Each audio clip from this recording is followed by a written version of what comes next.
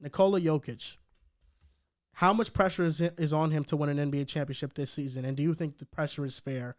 Today, something big in ESPN happened where Kendrick Perkins was talking about Jokic because JJ Redick called him out on his stat padding Jokic take. And, first of all, I think the stat padding thing is ridiculous. It doesn't make any sense. But dumb. I think there is a lot of pressure for Nikola Jokic to win an NBA championship. And it's not because he's this playoff underperformer. No, he's an elite level playoff performer. But it's the fact that if you win 3 MVPs, you're in elite company. 3 players that have won 3 MVPs. Moses Malone, Larry Bird, Magic Johnson. Magic Johnson won a championship as a rookie. Larry Bird won in his 2nd season. Malone won in his 9th season. Jokic is currently in his 8th season. The expectation for Jokic is to win an NBA championship. The Nuggets are the 1st seed in the Western Conference. They look like the best team in the West. And I think a finals appearance at the very least, there is a lot of pressure on Jokic to make that. Without a doubt. I mean, right now, Jokic is the front runner for MVP. And it's a close race, but, the guy's leading the league in true shooting while taking 15 shots a game. The Nuggets are plus 14 or plus 15, and they're the number 1 seed. It's kind of weird to me how every step of the way people have tried to tear Nikola Jokic down. When they went to the conference finals after coming back from down two times in back-to-back series 3-1, everyone said the following season that they wouldn't come back. And they're right on pace to be a team going to the conference finals until Jamal Murray tore his ACL. So, okay, Murray tears his ACL, and then Jokic wins 46 games with a team that without him would have been the worst team in the league last year. He wins MVP as a 6th seed, and people say, oh, well, the guy can't win the regular season. He doesn't deserve MVP. This year, Jokic is the number 1 seed now that Murray's back. And everybody's saying, Kendrick Perkins, in his mind, he's stat padding, which we don't spend too much time on that. But the other logic is that Jokic has to win an NBA championship, like you said, in order to merit being a 3-time MVP. Because you get that, you're in the company of Bill Russell, Wilt Chamberlain, and Larry Bird, the 2nd player to ever do it in the media voting age. So I understand that. That's true. Jokic is the same player who has perennially, with never playing with an All-Star in his entire career, by the way, overachieved in the playoffs, beating the Portland Trailblazers with a starting backcourt of Facu Campazzo and Austin Rivers. Mm-hmm. Ugly. And there's Marcus Howard coming off the bench, too. So every step of the way, Jokic is as of number 41st overall pick, exceeded expectations. And this year, the logic is that, number 1, people are going to tear him down because his team hasn't won the championship yet, which we'll see in June. But the second thing is, people always want to compare him to Joel Embiid, who, in theory, is the much better defender. I'm done with it. I understand exactly where that question will come from. Jokic has to do it in the postseason. And when I look at this Western Conference, the 2 things the Nuggets have over everybody else is, number 1, their superstar is incredibly durable. And the second thing is that they know exactly who they are. They've proven themselves in the playoff crucible, and they've maximized the horses around Jokic on both sides of the ball. There's not a team with more continuity, a better fit, and while I'm not the highest in Michael Malone per se, more stability in this Denver team. They're not perfect, right? There's some issues with their second lineup, and defensively, it's a little bit atypical to see a traditional, more slow 7-footer win a championship. When you look at this conference, it is very clear to me that the Nuggets should be the clear frontrunner. There's no other reason to have the Suns, given all their durability questions ahead of them, who, okay, they're beating the Hornets by 16 right now. I thought they were losing. Doesn't Denver have similar durability questions? With Jamal Murray and MPJ? That's facts. Like, Kevin Durant has missed a lot of time, and Devin Booker has this hamstring injury. Chris Paul has his injuries. But we've seen the last couple of years, KD gets hurt like middle of the season, and he comes back, and he's fine. Not last year in the playoffs, but yeah, I agree with you. What do you mean? Last year in the playoffs, he was healthy. He didn't have a great series, I know, but it's not like he was hurt. Wait, who? KD. Yeah. Last year in the playoffs, he came back, and the entire team just collapsed. And I felt a lot of that was due to continuity, in part to his and Kyrie's absence. Yeah. I think Jokic is difficult because, first of all, the Perkins stuff, I feel like people have difficulty, and it's weird coming from Perkins, who is a big man himself, maybe giving credit to big men who aren't flashy, right? Jokic isn't out there making 9 threes a night and having these crazy dunks and, ball handling, all this stuff that we see from other MVPs, the LeBrons and KDs and whatnot, who maybe are a bit more appealing to the eye. So I think that's why he gets some pushback, at least in terms of like MVP or people saying that he doesn't deserve MVP. I think more than anything, it's just they don't like what they see with their eyes. We know he produces, but it's just not as entertaining to some people than it is for other guys, especially wings and guards who are just more fun to watch, I guess, if you're I don't want to say casual NBA fan, but if you just watch the NBA, right? And it's almost not fair to Jokic because if he does win 3 MVPs, right? If he does win his third, which like you guys mentioned it, he is the favorite right now and the pretty heavy favorite too. I think he's like around like minus 270 or something, right? Last time I checked. I mean, he's going to be entering conversation with some of the best players in NBA history. And the obvious biggest thing he's missing right now is that playoff success, a finals appearance, a championship nonetheless. And when you look back at his history, and as you mentioned, right, sometimes he got unlucky. Jamal Murray tears his ACL. Michael Porter Jr. has been in and out of the lineup basically his whole career. And you look at the most he's done was in the bubble. He took the Lakers to 5 games, right? Respect for getting one. I'll give him your respect. We always say you're a superstar. Get 1 game. So you got to give him respect for that. But I understand the little pushback there when there is questions, especially in today's modern NBA. If your best player is a big man, what is your ceiling? What can you possibly do? Like we see with Embiid, he gets all the shit in the world for never getting past the second round. Jokic, he got past the second round one time in the bubble against the Lakers. But I do think it's fair to question it when your big man is your best player because it does limit you to an extent in terms of offensively being able to play make. Although Jokic is just a complete outlier because he is the offense, right? And that's usually not the case for big men. But I think the reason why it's okay to be lenient for Jokic, especially in his previous history in the playoffs, is just because he's gotten unlucky. Like I mentioned, Jamal Murray tearing your ACL, and you have Frank Compazzo and Austin Rivers out there, and it's just an ugly starting lineup that truthfully should not be a playoff team, if we're being honest. If Jokic wasn't so great, we're looking at it as one of the worst teams in the NBA. And then Michael Porter Jr., who is without a doubt valuable to his team, like no question about it, but a back injury, who's been, since the day he got drafted, one of his biggest red flags throughout his career. And although he's been mostly healthy this season, him and Jamal Murray did miss some time right before the All-Star break, but mostly been healthy this year. And we see now with Jokic and with Jamal Murray entering year 4 or 5, same thing with Michael Porter Jr. As these guys are aging a little bit more and entering their prime, we do see the upside, at least regular season, for this Nuggets team, which is the best team in the NBA, one of the best offenses in the NBA, and marginally improving on defense, right? They're not a train wreck by any means. They're not the Kings. They're not the 25th ranked defense or whatever. They've been getting better as the season goes on. The last couple of seasons, right? I think it's safe to say Jokic's been carrying this team. His 2 best players, Jamal Murray and Michael Porter Jr., were basically unavailable last season. Obviously, Jamal Murray tearing his ACL. And in 2021, he lost to the Suns, went to the finals. In 2022, he lost to the Warriors. They went to the finals.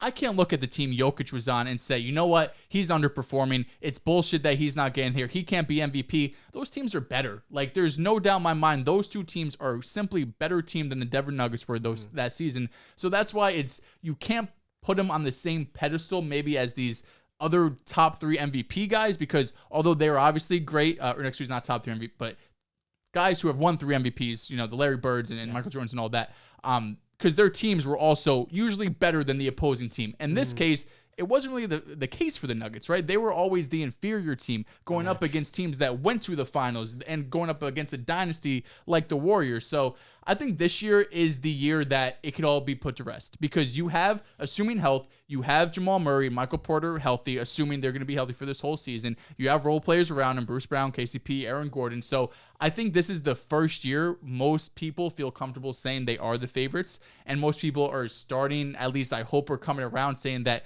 Jokic can be the best player on a championship team since she is such an outlier of a big man. But this is really going to be the year. If he's able to go to the finals, either I think go is going to be good enough in appearance or even win the finals, obviously gets put to rest. But this is the year. Everyone's healthy. There's no excuses. There's no super team in the West. Go get it done. Make the finals. With performance comes expectations. It's unfortunate how the narrative around Jokic has shifted because we have totally forgotten his origins. 41st pick in the draft.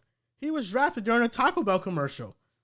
That's how much attention they gave to him. They gave him no attention at all. For a guy like that to be a 2-time MVP, to be one of the best centers in NBA history, he is the best passing center in NBA history. People seem to forget that this guy was not supposed to be in this position. And instead of praising where he's currently at, we constantly move the goalposts and say, you know what? He shouldn't be a 3-time MVP because the playoff success isn't there. Let me debunk all these playoff narratives because I think they're just ridiculous and they're stupid. The narrative that Jokic is this playoff underperformer or hasn't lived up to expectations in the postseason is just wrong. He's been to the playoffs 4 times. His first appearance, he averaged 25, 13, and 8 on 50, 39, 84 splits. 1 game away from the Western Conference Finals. In Game 7 versus Portland in the second round, he had 29 and 13, and he averaged 27, 14, and 8 in that series. And that's with Dame averaging 34 points in that series. I think that was a series after in the bubble where Dame averaged that. My apologies. Jokic's second playoff appearance, he averaged 24, 10, and 6, shot 52, 43, 83 splits, made the Western Conference Finals. In his second playoff appearance with a healthy team, he made the conference finals, came back from 2 3-1 deficits, and he lost in the conference finals to the NBA champions. His third playoff appearance, he averaged 30, 12, and 5 on 51, 37, 83 splits. He beat the Blazers in the first round with the starting backcourt of Facundo Campazzo and Austin Rivers, which would be the worst starting backcourt of any team in the NBA that season. And in that series, Dame averaged 34 and 10. So Jokic had to match Dame's star power, arguably be better, and still come out on top in that series. And then in the second round, you lose to the Suns, and they go and make the NBA Finals. And then your fourth appearance, you averaged 31, 13, and 6 with no Jamal Murray, no MPJ, and you managed to win a game against the Warriors, who only 2 teams in the playoffs managed to do. The Celtics and the Memphis Grizzlies were the only 2 teams to win more than 1 game against the Warriors. The Mavs lost in 5s and the Nuggets lost in 5, and that's with no Jamal Murray and no MPJ. What this tells me is that, for one, Nikola Jokic's numbers in the playoffs are elite level. He's one of the best playoff performers currently in the NBA. Jalen Brunson level. His second season, he lost to the NBA champions. His third season, he lost to the team that made the finals out the West. His fourth season, his fourth appearance, he lost to the NBA champions. He's not getting bounced out by inferior teams. He's getting bounced out by teams that are better. But now, right now, the Nuggets are in a position where they are the superior team to the bunch. I think in the Eastern Conference, when you talk about the Celtics and Bucks, those are teams that might have the edge over Denver slightly. But I think in the West, the Suns are the only team that can match the Nuggets and that can actually beat them in a series. But this narrative that Jokic doesn't show up in the playoffs is ridiculous because he's an elite level playoff performer. And I just hate these narratives about the stat padding because, for example, Kendrick Perkins, and I hear this talking point a lot. Oh, when Russell Westbrook got the triple-double, all you guys did was slander him. If you didn't agree with that, like if you didn't agree with Westbrook getting slandered for his triple-doubles, then why are you now doing it to Jokic? Just because people did it to Westbrook? So I'm going to hit you because you hit John? Like, what does that? It doesn't make any sense. 2 wrongs don't make a right. If you honestly believe Westbrook shouldn't be getting slandered for his triple-doubles, I don't think he was stat padding. I know that's a narrative out there. If you don't believe Westbrook deserved that criticism, then why are you going and you're doing it to Nikola Jokic? If you believe things should be fair, you should actually analyze the game of basketball how it's supposed to be analyzed. I think Jokic and Westbrook's triple-doubles both are valid. If you were to ask me whose triple-doubles are more impressive, I would say Jokic because his triple-doubles to me feel like more in the flow of the game rather than, I wouldn't say force, but Westbrook, the usage rate, the efficiency. I mean, his usage rate was at an all-time high. Yeah. Jokic's usage rate is, a third of that. So because of that, I think his triple-doubles are more impressive. And on top of that, he's the first seed right now. So that's why I think just because Westbrook had these triple-doubles and he got criticized for them doesn't mean that you have to now criticize Jokic, especially if you were on the team of defending Westbrook for his triple-doubles. I just don't think it makes much sense. And one really interesting thing, there's a stat dating back to last year. In the 28 games Nikola Jokic has recorded a triple-double, they have won every single one. Dating back to that last year. Yeah. And you talked about the goalpost moving, right? With Jokic, every teammate, every role player he's had, he's made better. Will Barton last year was averaging 16 points per game. He goes to Washington, and he's getting bought out. Monte Morris was the best backup point guard in the league that was good enough to start with Jokic. He goes to Washington, he can barely start. If you're Washington, that's true. Contavious Caldwell-Pope goes, having the best year of his career. KCP has played with LeBron James. He's had a better year now, 2 years, 3 years older. Then talk about Aaron Gordon. In Orlando, every Magic fan was done with Aaron Gordon. This year, he was a borderline all-star. You then look at Bones Highland. Bones Highland last year was helping them win a playoff game versus the Warriors. This year, he came against the floor versus the Clippers.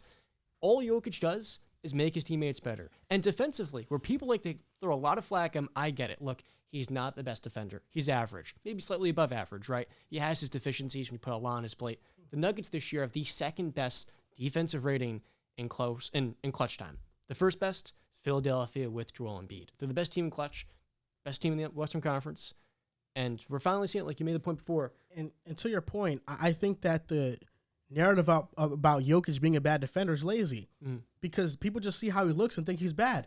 He's one of the best centers at playing the passing lanes in the NBA. He gets the most steals of any center in the NBA currently because he's that good in the passing lanes. Yes, he's not the rim protector of a Joel Embiid, but he's definitely not a slouch either. Jokic is a solid defender. He's not great. He's not elite, but he's solid, and he's not this liability everybody likes to paint him out to be. Yeah, and one more thing. He had 3 game-winning blocks last year. You know, Joel Embiid has one this year. You got Mark Jones, who's I think he might be a media voter on Twitter saying, I like my MVP can't play defense. Same thing with John Morant because he got a game-winning block. Jokic did that 3 separate times last year against 2 playoff teams. Do you guys think Jokic is the clear MVP? Yeah. I do. Giannis is interesting. If they keep winning these fucking games with 14 in a row, he's going to enter that conversation for sure because they could end up with the best record in the NBA. But I think it's between those two. And do you think the Suns are the only matchup? The Warriors at all moves you? No. Healthy Steph, healthy Wiggins, best net rating in the league when those 5 guys are on the court. The Warriors do. Slightly, Absolutely. but I historically, teams that have won the NBA championship finish with the top 3 record of their conference. 40-20 rule. Got to win 40 before you lose 20. And the Warriors did not hit that. I just don't think the Warriors are going to win a championship this year. I don't think so either, but they could. I don't know. That's Maybe valid, but what team has the highest ceiling in the Western Conference? The Suns. If everything clicks with them. And after them, it's probably Golden State. This starting lineup is Wait, so you don't think Denver's in that conversation? No, I think highest ceiling? I think the Warriors are right there, but let's not act like when Steph, Clay, Draymond, Kevin Looney, and Andrew Wiggins are on the floor this year, the Warriors still are on a plus 22 and 700 possessions. Yeah. Now, the question with this team is that Andrew Wiggins is not defending at that level where he was at a borderline all-league level a year ago. I think Gary Payne as well. We're not sure where he's going to be at, but that starting lineup is elite. Off the bench, Dante DiVincenzo has been great. I really think it comes down to Jordan Poole being that X factor, which he has not been consistently this year. Yeah. Jordan Poole will determine whether or not this Warriors team goes to the conference finals or if they're eliminated in the first round. That and Steph Curry being and healthy. with Jokic, it's more than just steals. Right now, in total deflection in the NBA, he's 6. Mm-hmm. Guys above him are Fred VanVleet, DeJounte, OG, SGA, and Alex Caruso. Nikola Jokic is a good defender. You know, in the regular season, he's good. The playoffs is where we draw our questions against the most elite offenses, which is okay. You know, he's not Joel Embiid defensively, and we can accept that while praising his impact on offense.